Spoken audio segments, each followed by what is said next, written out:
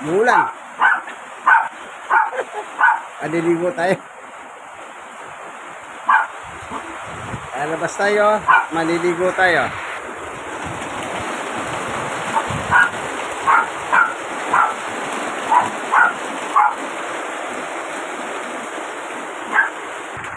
Okay. Mukhang umina. Mukhang umina. Ayun ba? Mahina ka lang pag ng yero. Yata ito. Tignan ko lang. Lalabas muna ako.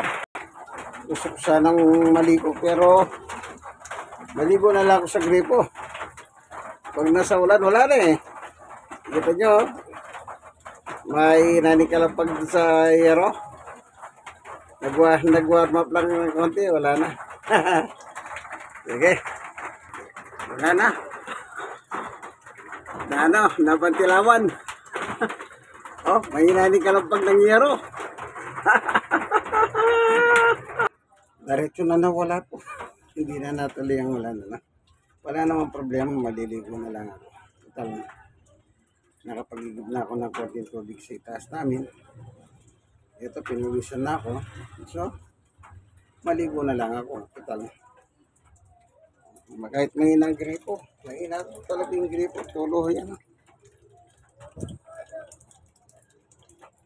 Importante, may tumutulo. Kaya, maligo na ako. Sige, ligo tayo. Ayan. Malit na lang yung sabon.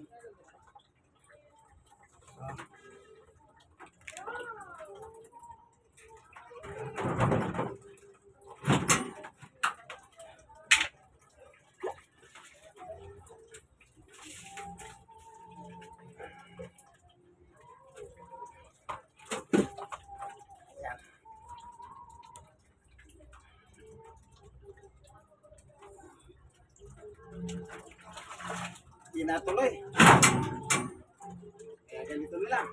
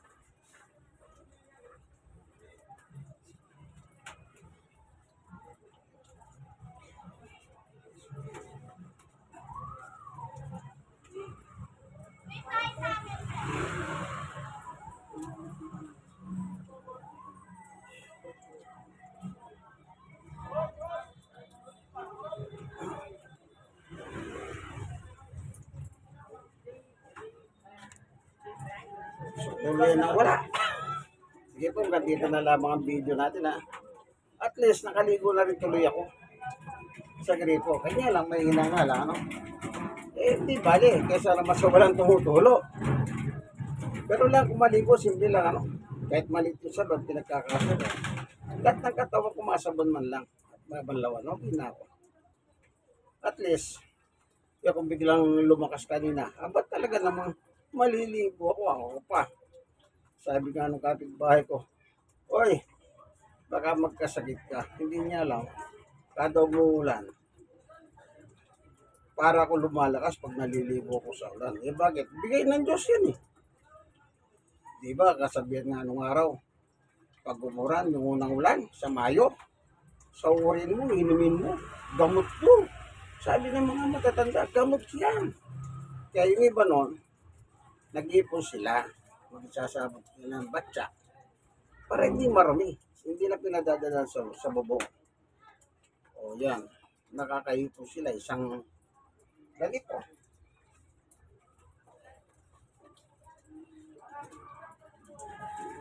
Para tuling water.